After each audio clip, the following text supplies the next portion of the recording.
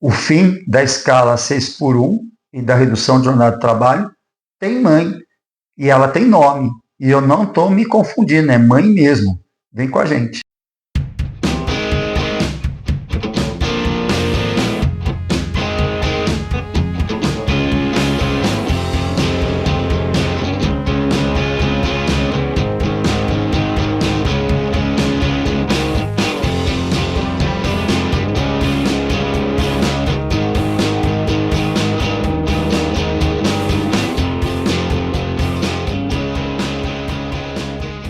O fim da escala 6 por 1 já está, vamos dizer assim, para o seu chute final, a bola está na boca do gol e está para acontecer. Depois de muita discussão, já está começando a surgir muitas pessoas querendo a paternidade dessa redução da jornada de trabalho, porque ao contrário de que algumas mentes colonizadas estão pensando, a jornada de trabalho reduzida e o fim da escala 6 por 1 é uma medida extremamente popular, e é questão de tempo para isso cair na sociedade, e os políticos, como não são bobos nem nada, querem ser pai dessa ideia.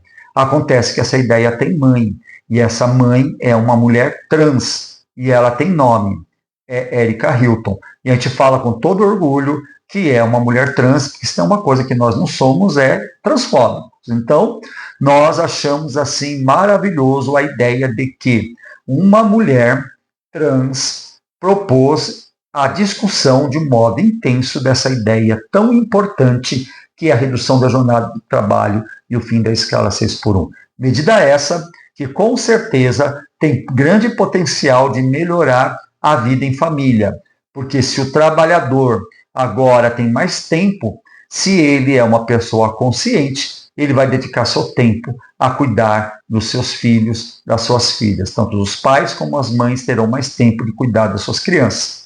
E se eles vão cuidar de suas crianças, essas crianças terão a sua vida escolar mais bem acompanhada, elas terão condição de ter mais atenção e teremos adultos futuramente mais estruturados, já que nessa sociedade neoliberal muito louca, as pessoas cada vez têm menos tempo para cuidar de seus filhos. Então, o conservadorismo, olha só que interessante, quando você é conservador, principalmente de assuntos como esse, onde você, à custa da sua teimosia, se recusa a entender que uma mulher trans de direita está fazendo alguma coisa que vai beneficiar a sua família, você está sendo uma pessoa estúpida. E, ao contrário que a extrema-direita fala, e esse é um dos motivos porque a extrema-direita vai ter dificuldade de assumir essa paternidade, ou tentar roubar essa paternidade, porque ela tem, como que ela vai justificar que ela é a favor de algo que vai ter que mudar os paradigmas e a forma de estruturação dos negócios? Porque isso vai requerer planejamento. Isso, de repente, para quem tem dificuldade de raciocinar, pode gerar um certo pânico. Pensa assim, puxa, como que um empresário vai conseguir fazer isso? O seu trabalhador agora vai trabalhar menos para fazer aquele serviço, quem vai dar conta do recado? Então, acontece que numa sociedade tão tecnológica, a tecnologia cada vez está tornando o trabalho, jogando o trabalho num novo patamar de produtividade. O que significa, em outros termos, é que cada vez precisaremos menos de mão de obra para realizar as mesmas coisas. O que faz o ser humano, o trabalhador, importante cada vez mais por conta da sua capacidade de consumir e não de produzir. Essa ideia do trabalhador como consumidor e mola propulsora do capitalismo, e vejam bem que o nosso raciocínio está sendo feito em cima do capitalismo, de utilizar do capitalismo e aceitar ele como uma estrutura social e econômica. Nós não estamos aqui pregando, por incrível que pareça, nenhuma ideia revolucionária de extrema-esquerda, não. Porque lá na Revolução Industrial já foi percebido que as máquinas aumentariam a produtividade em escala e que seria interessante que o trabalhador tivesse dinheiro ou ganhasse o suficiente, porque ele se tornaria consumidor, porque ia se produzir demais e precisaria de consumidor para fazer com que a engrenagem econômica continuasse rodando. Porque se a mentalidade continuasse ali dentro dos parâmetros escravocratas, ou seja, você trabalhar de graça para alguém, não tornaria possível a economia girar, isso na Revolução Industrial. Então, o Ford, ele era aquele cara, eu não estou aqui endeusando o Ford não, tá? Ford, ele foi um grande explorador de mão de obra. Mas Ford, ele já começou a perceber que era interessante que o seu trabalhador conseguisse ganhar dinheiro, nem que fosse a custas penas, para chegar a um ponto que ele conseguisse comprar um carro. Porque o seu próprio trabalhador que construiu o carro ia ter condições de comprar o carro.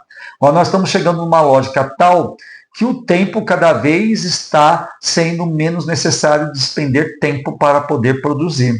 E se existe hoje um pessoal maluco que coloca o trabalhador por meio de bola de ferro amarrado por correntes na perna, por meio das tecnologias, falando de internet, aplicativo, home office, toda essa parafernália, isso é falta de noção de que se o trabalhador tiver mais tempo, ele é melhor consumidor, ele se torna um trabalhador mais saudável, você vai ter menos gastos com saúde pública, e isso é muito bom no cômputo geral, além dessa assistência que você acaba tendo para as novas gerações, porque esses pais e mães com mais tempo tomam conta do seu filho, da sua filha, terão filhos mais saudáveis, filhos com menos possibilidades de se tornarem, se enveredarem por crime ou entrarem precocemente em contato com substâncias, com substâncias ilícitas ou lícitas, seja lá o que for, e vira um grande ciclo virtuoso. A sociedade ela vai se melhorando.